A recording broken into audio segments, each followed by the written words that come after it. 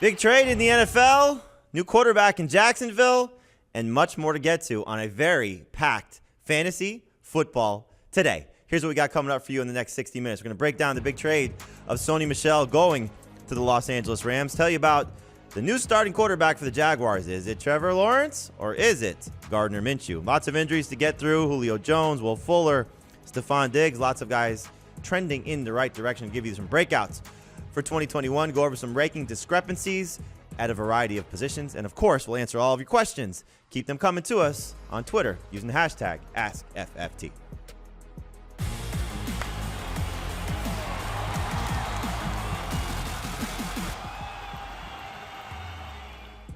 Welcome to Fantasy Football Today, presented by Subway. I'm Jamie Eisenberg. That's Dave Richard. That's Heath Cummings. We have breaking news coming into CBS Sports HQ just before the start of the show.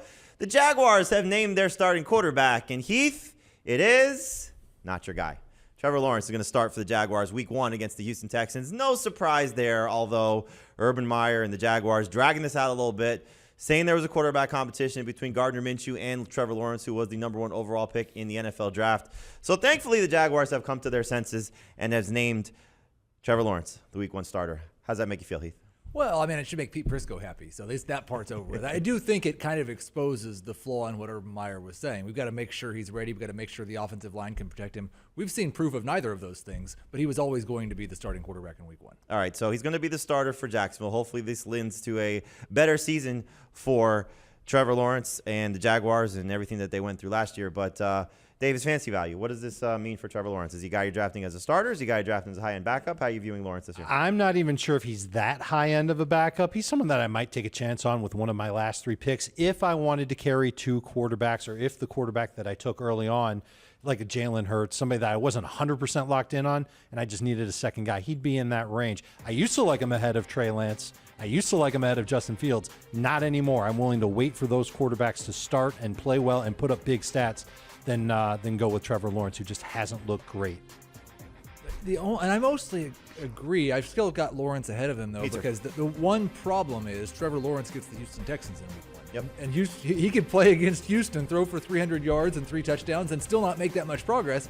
But instantly, his value has soared past that of Lance and Fields, who are most likely not going to play at all in week 1.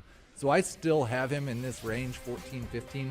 I struggle more with him against Ben Roethlisberger and Jameis Winston, and whether to have the rookies ahead of those guys or behind those guys, because I do think they have more upside. I'm just not sure it's that realistic to expect them to be better. We haven't seen rookie quarterbacks be great over the full season for fantasy very often. And last year, Joe Burrow got off to a little bit of a slow start before things started to pick up for him. Justin Herbert was great right away, but he was forced into action. Now, I'm going to disagree with you, though, Dave. If I draft Jalen Hurts, I don't want Trevor Lawrence as my backup. I want a more secure backup option like a Ben Roethlisberger, somebody who I know I'm going to rely on. But I do think Lawrence can get off to a good start with that game against the Texans. And I want to see him with his full complement of offensive line, full complement of weapons. Doesn't have DJ Chark, who's out with the hand injury. Doesn't have ETN either. Well, he's not going to have ETN for the rest of the season, but he does have still 3 capable wide receivers that can help him in the passing game. He did not have those guys against the Saints, did not have 3/5 of his offensive line.